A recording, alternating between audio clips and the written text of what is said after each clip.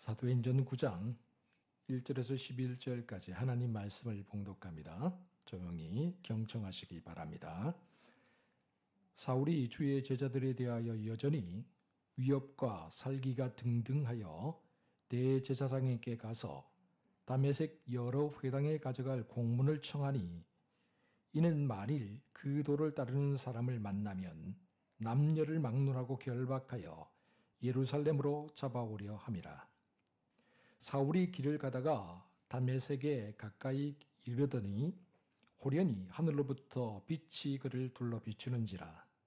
땅에 엎드러져 들음에 소리가 있어 이르시되 사울아 사울아 내가 어찌하여 나를 박해하느냐 하시거늘 대답하되 주여 누구시니까?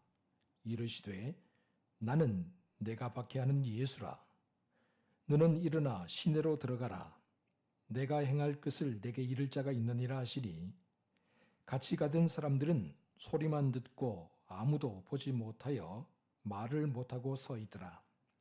사울이 땅에서 일어나 눈을 떴으나 아무것도 보지 못하고 사람의 손에 이끌려 다메섹으로 들어가서 사흘 동안 보지 못하고 먹지도 못하고 마시지도 아니하니라.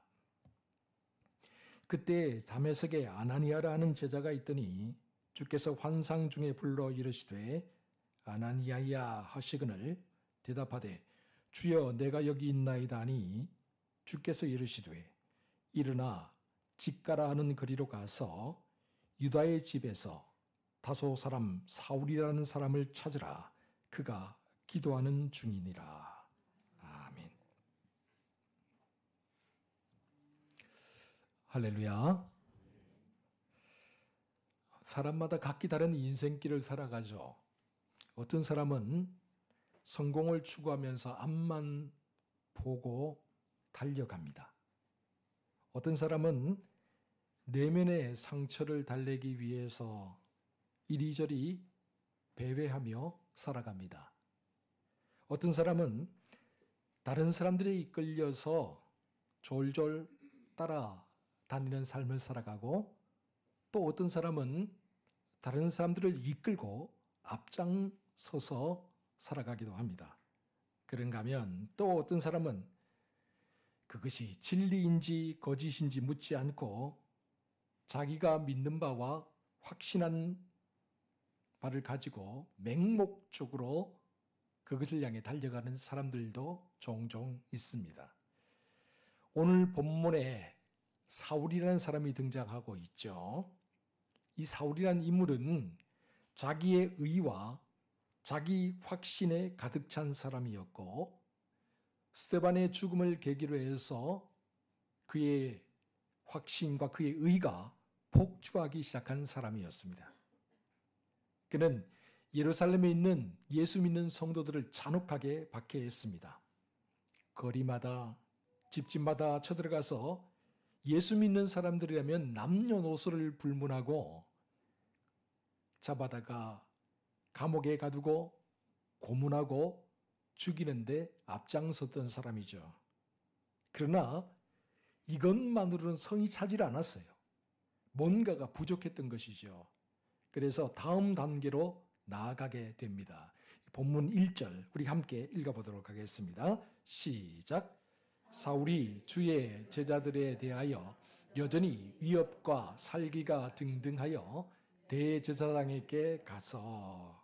아멘. 사울은 하나님을 위한 열심이라는 명목 아래, 그리고 어떻게든 율법을 수호해야 된다는 명목 아래 예루살렘에 있는 수많은 성도들을 잡아다가 고문하고 죽였지만 이것만으로는 만족할 수가 없었습니다. 믿는 성도들 향한 그의 위협과 살기는 여전히 멈출 줄 몰랐죠. 그래서 대제사장을 찾아갔습니다. 이스라엘의 경계를 넘어서 수리아, 다메섹에 있는 예수 믿는 성도들을 잡아오기 위해 대제사장에게 공문을 요청했던 것입니다. 그리고 대제사장의 공문을 받은 후에 사울은 예루살렘에서 다메섹까지 약 240km가 넘는 그 먼 거리를 쉬지 않고 달려갔습니다. 그의 가슴에는 두 가지 마음이 자리 잡고 있었던 것이죠. 예수 믿는 성도들에 대한 증오와 살기, 그리고 하나님을 향한 열정과 열심. 그리스도인들은 진리를 왜곡하고 하나님을 모독하는 자들이다. 율법을 수호하고 하나님을 바르게 경외하기 위해서는 저들을 없애버려야 한다. 이처럼 사울은 잘못된 자기 확신을 가지고 폭주하는 사람이었습니다. 마치 폭주하는 열차 기관차처럼 멈출 줄을 몰랐던 것이죠. 그러나 하나님은 이런 사울을 기다리고 계셨습니다. 사울이 폭주하는 기관차처럼 난폭하게 다메섹을 향해 달려가는 그 길에서 하나님은 그를 만나기 위해 기다리고 계셨습니다. 그렇다면 여러분, 다메섹은 도대체 어떤 곳일까요? 사울이 목표지로 삼았던 다메섹은 굉장히 오래된 도시입니다. 지금도 시리아의 수도죠. 다마스커스라고 아마 들어보셨을 것 같아요. 약 지금 25만 명 정도가 살고 있는 중동에서도 대표적인 도시 중에 하나다, 그렇게 알고 있습니다.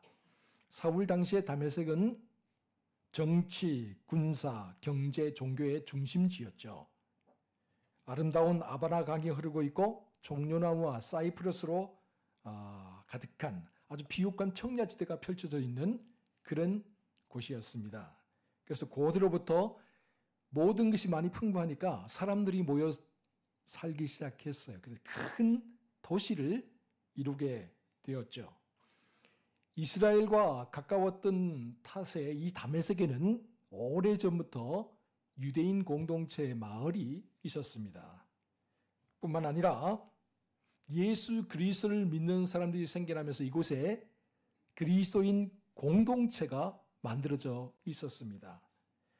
이 사실을 알고 있던 사울이 다메섹으로 달려가서 예수 믿는 성도들을 닥치는 대로 잡아오려고 했던 것이죠.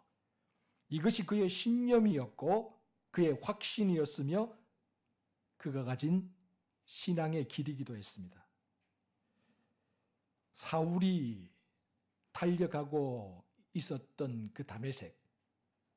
그렇다면 오늘 우리의 다메섹은 어디입니까? 한 그리스도인 청년이 있었습니다. 대형 로펌에서 일을 했던 그가 승진을 하기 위해서, 성과를 올리기 위해서 거의 매일 야근을 하다시피 했어요. 그는 가족도, 건강도, 친구도, 주일도 모두 다 잊어버린 채 그렇게 살았던 거죠. 그러던 어느 날 퇴근길에 그만 교통사고를 당하게 됩니다. 너무 피곤한 나머지 집으로 돌아오는 길에 자동차를 몰다가 그만 깜빡 졸면서 중앙선을 넘어버렸던 것이죠. 그래서 맞은편에서 달려오던 차와 정면으로 부딪혀서 크게 다쳤습니다. 병원에 입원해야만 했죠. 이 소식을 듣고 교회 목사님이 달려갔습니다. 여기저기 기부스를 한 채로 온몸에 붕대를 칭칭 감고 침대에 누워 있었죠. 목사님이 그의 손을 꽉 잡자 그가 이렇게 눈물을 흘리며 고백을 했다고 하죠. 목사님, 하나님이 제 인생에서 정지 버튼을 눌러주신 것 같습니다. 그동안 제가 얼마나 잘못된 길로 폭주하며 살아왔는지를 이제야 깨닫게 됩니다. 사랑하는 성도 여러분, 우리의 다메섹이 멀리 있다고 생각하지 마십시오. 우리의 삶에도 때로는 멈춤, 정지 버튼을 눌러야 될 순간이 찾아옵니다. 지금 내가 무엇을 향해 달려가고 있는지, 어디를 향해 달려가고 있는지, 왜 달려가고 있는지를 모른 채 달려가고 있다면 잠시 정시 버튼을 누르고 멈춰서서 스스로에게 진지하게 물어보아야 합니다. 만약에 이런 시간을 가지지 않고 내가 끝까지 그 길을 달려간다면 오늘 우리도 저 옛날 미친 듯이 말을 몰아 다메섹으로 달려가던 사울과 다를 바가 없기 때문입니다. 그런데 살기가 등등하여서 미친 듯이 다메섹을 향해 달려가던 사울에게 참으로 놀랍고 신비로운 사건이 하나 일어나게 되죠. 본문 3절 우리 함께 같이 읽어봅니다. 3절입니다. 시작. 사울이 길을 가다가 다메섹에 가까이 이르더니 호련히 하늘로부터 빛이 그를 둘러 비추는지라. 아멘. 다메섹으로 달려가던 길에서 사울에게 호련히, 그러니까 갑자기 하늘로부터 강한 빛이 둘러 비추었습니다. 다메섹으로 달려가던 이 길에서 사울은 그동안 그의 인생에서 한 번도 보지 못했던 신비로운 현상을 경험하게 되었던 것이죠. 그리고 이 한 번의 경험은 그의 인생을 완전히 뒤바꾸어 놓았습니다. 20세기의 가장 유명한 복음 변증가로 알려진 사람이 한 명 있습니다. 영국의 C.S. 루이스라는 사람이죠. 순전한 기독교, 나니아 연대기 등 아주 유명한 책들을 많이 쓴 사람입니다. 그가 원래 천재적인 신화와 관련된 학자였습니다. 이분이 영국 옥스퍼드 대학교 교수로 있으면서 철저한 무신론자였습니다. 젊었을 때부터 그는 예수가 어디 있어? 말도 안 되는 소리야. 그는 단순히 신화에 불과할 뿐이야. 라고 그렇게 주장했던 사람이었고, 끝까지 하나님은 사람들이 만들어낸 신에 불과하다라고 주장했던 사람이었습니다. 그런 그가 절친이었던 돌킨과 다이슨과 함께 밤늦도록 신화와 역사에 대해서, 그리고 상상과 현실에 대해서 이야기를 나누게 되었습니다. 그러면서 이제까지 알지 못했던 전혀 새로운 세계를 경험하게 되었죠. 대화가 끝나갈 때쯤에 그가 상당히 혼란스러워지기 시작했습니다. 그러면서 그의 가슴 깊이 숨겨두었던 불꽃이 타오르기 시작했습니다. 그가 그동안 굳게 믿어왔던 그의 신념, 그의 확신이 조금씩 흔들리기 시작했습니다. 그런데 이런 생각이 들었죠. 내가 그동안 신화라고 믿어왔던 것들이 거짓이 아니라 진실이라면, 그리고 예수의 이야기가 신화가 아니라 실제로 있었던 역사적인 사건이라면, 이런 고민을 가지고 그가 며칠 동안 밤을 이루지 못하고 치열하게 사색에 빠졌습니다. 그의 머리는 논리와 증거를 따지느라고 바빴지만 그의 가슴은 벌써부터 벅찬 기대감으로 고동치고 있었던 것이죠. 그래요, 1931년 9월 어느 날 오랫동안 논리로 무장했던 그의 신념이 무너져 내렸습니다. 결국 그는 예수 그리스도 앞에 두 손을 들게 되었습니다. 그리고 그는 고백했습니다. 내가 무릎을 꿇은 그날 밤 나는 다메섹 도상의 사울처럼 하나님께 항복한 사람이 되었다. 이렇게 해서 신화를 사랑했던 천재적인 학자가 마침내 독실한 신앙의 변증자로 거듭나게 되었습니다. 사랑하는 성도 여러분, 이처럼 하나님이 우리를 찾아오시는 그 모습이 각기 다를 수는 있습니다. 사울처럼 빛 가운데 찾아오실 수도 있고, 그런가 하면 C.S. 루이스처럼 우리가 사색하고 책을 읽으며 고민하는 가운데도 하나님 우리를 찾아오실 수 있습니다. 누군가 대화하는 그 순간에도 하나님이 우리의 마음 문을 두드리실 수가 있죠. 그러나 하나님이 한번 찾아오면 우리가 피할 수 없도록 우리의 마음 문을 열고 우리가 항복하게 만드십니다. 주님은 우리가 믿고 확신하는 바를 무너뜨리시고 그 무너진 곳에 하나님의 음성을 심으시죠. 그러므로 사울처럼 빛으로 찾아오시는 예수 그리스도를 만나는 은혜를 누리시기 바랍니다. 그래서 새로운 눈이 열리고 새로운 세상을 경험하는 저와 여러분 모두가 되시기를 주의 이름으로 축원합니다. 사울이 빛으로 찾아오신 주님 앞에 무릎을 꿇었습니다. 자기도 모르는 사이에 땅바닥에 넙죽 엎드리게 되었죠. 본문 4절입니다. 함께 4절 말씀 읽어봅니다. 시작. 땅에 엎드러져 들음에 소리가 있어 이르시되 사울아 사울아 내가 어찌하여 나를 박해하느냐 하시거늘. 아멘. 여러분, 사울이 이제까지 한 번도 경험하지 못했던 신비로운 현상이에요. 앞을 분간할 수 없을 정도로 밝은 빛이 그에게 비추는 것만 해도 너무나도 두렵고 떨리는 현상인데, 그 속에서 소리가 들려오는데 사울아 사울아 내가 어찌하여 나를 박해하느냐, 그렇게 말하는 것이 아닙니까? 여러분, 이것은 두려움이었습니다. 여러분, 이것은 말로도 할 수 없는 공포였습니다. 찬란한 빛 가운데 사울을 만나러 오신 분은 분명 신적인 존재였는데, 그 신적인 존재가 내가 어찌하여 나를 박해하느냐라고 그렇게 말을 하다니요.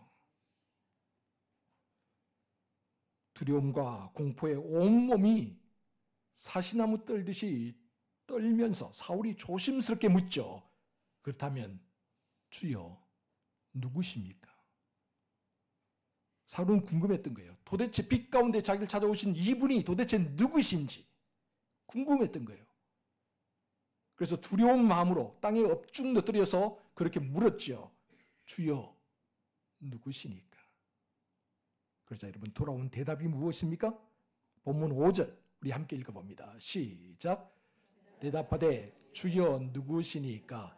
이르시되 나는 내가 박해하는 예수라. 나는 내가 박해하는 예수다. 이 한마디에 사울의 내면에 일대 혼란이 일어나기 시작합니다. 머릿속이 하얗게 변해버렸어요.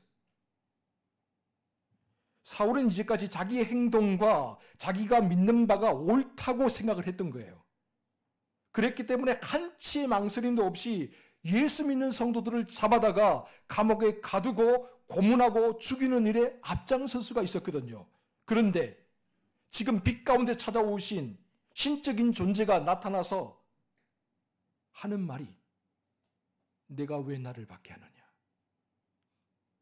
나는 네가 박해하는 예수다.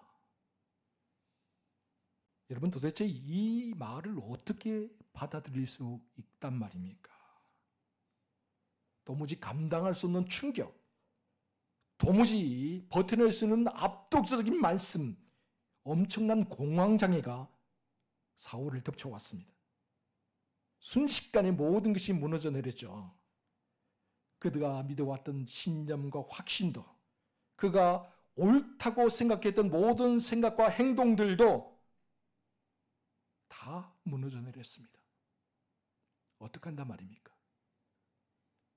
나의 확신과 나의 신념 때문에 죄 없는 사람들을, 아무 죄 없는 사람들을 그렇게 잔인하게 박해하고 죽여왔으니 어떡하란 말입니까?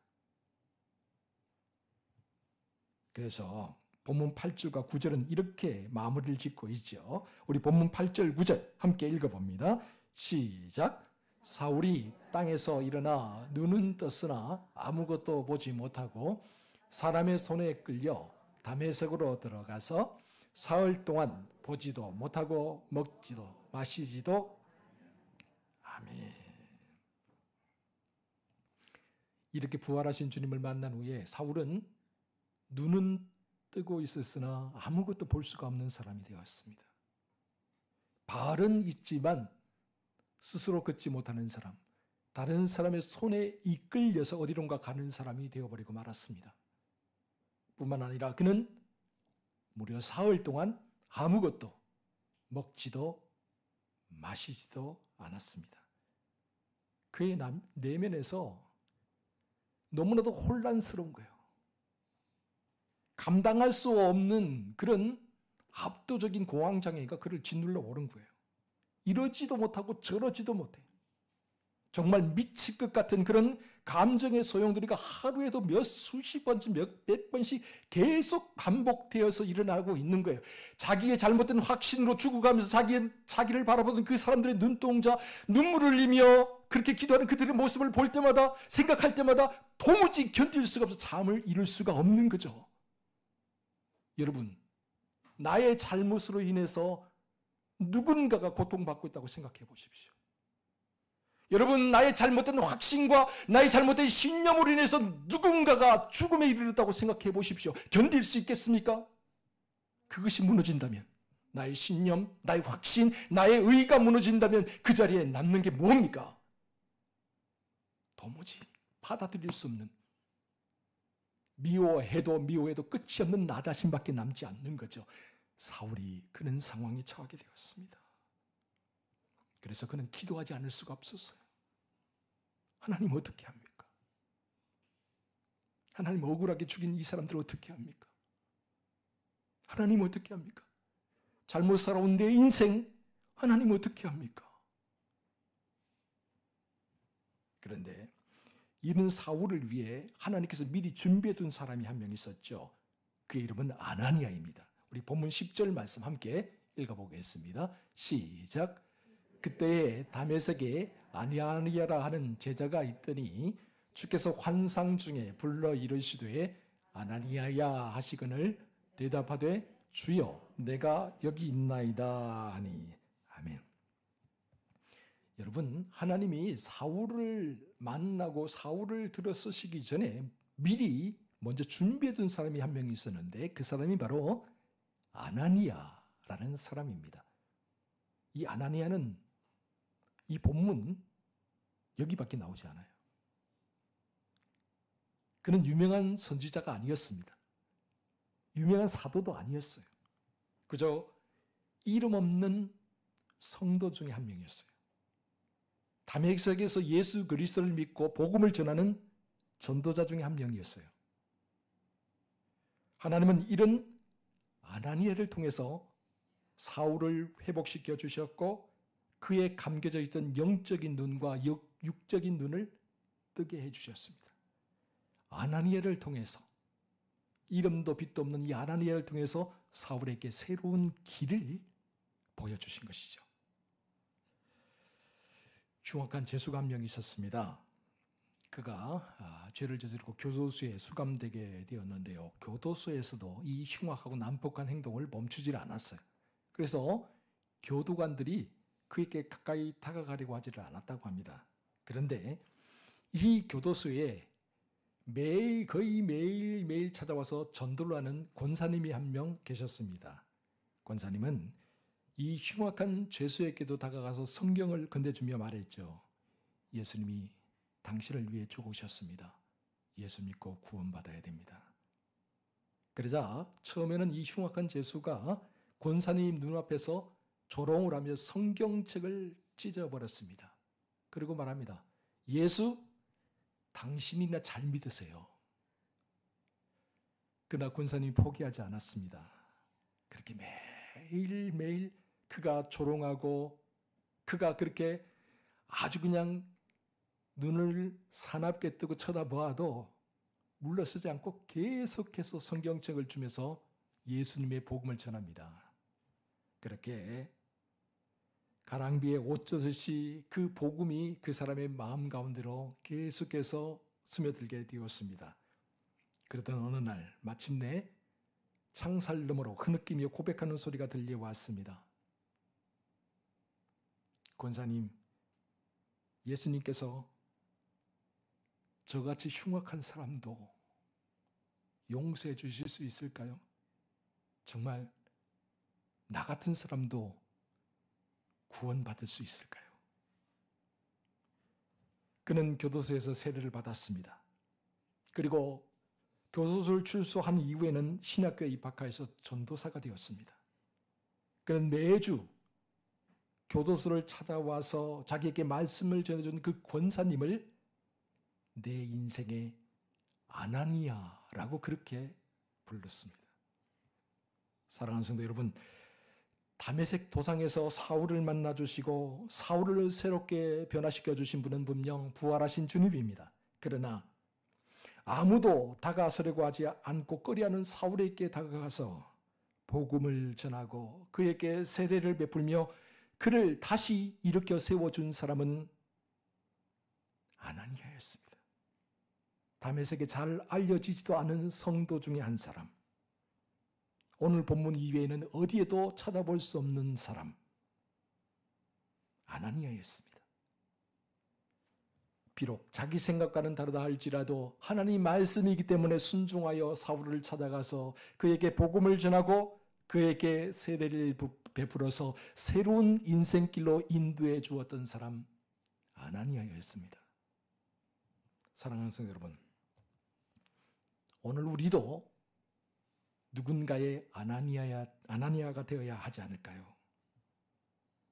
지금도 어둠 속에 잠겨있는 영혼, 그 영혼을 빛으로 이끌어내고 완전히 무너져서 어디로 가야 될지 몰라 방황하며 배회하는 영혼, 그 영혼을 다시 일으켜 세워주고 그리하여서 그에게 새로운 인생길을 예수 그리스도 안에서 구원받은 사람으로서 살아가는 그 새로운 인생길을 보여주는 사람, 아나니아와 같은 삶을 우리가 살아야 되지 않겠습니까? 비록 이름도 없고 빛도 없이 살아간다 할지라도, 비록 사람들이 알아주지 않고 기억해주지 않는다 할지라도 사울이 바울이 되도록 인도해 주었던 징검다리와 같은 삶을 살았던 사람, 참으로 오늘 우리가 누군가에게 아나니아와 같은 삶을 살아갈 수 있기를 주의 이름으로 축원드립니다. 기도하겠습니다. 주님, 우리가 걸어가는 이 인생길 위에 빛으로 찾아와 주옵소서. 사울이 자기 의와 자기 확신을 믿고 잘못된 길로 미친 듯이 달려가다가 빛으로 찾아오신 부활의 주님을 만나 그 걸음을 멈췄듯이 오늘 우리도 빛으로 찾아오시는 주님 앞에 우리의 모든 것을 내려놓고 엎드리게 하여 주옵소서. 주님, 우리 안에 여전히 교만이 있다면 꺾어주시고, 주님, 우리 안에 맹목적인 열심, 잘못된 믿음이 있다면 멈추게 하여 주시며, 그리하여 무너짐 속에서도 주님의 놀라운 은혜를 경험하게 하여 주옵소서. 그리고 주님, 간절히 바라고 남는 것은 우리 또한 누군가의 아나니아가 되게 하여 주옵소서. 우리의 작은 순종으로 주님의 큰 사랑을 나타내게 하시고 주님의 말씀에 의지하여 누군가를 회복시키고 누군가를 일으켜 세워주는 작은 축복의 통로로 살게 하여 주옵소서. 이 모든 말씀을 우리 구주 예수 그리스도의 이름으로 기도하옵나이다. 아멘.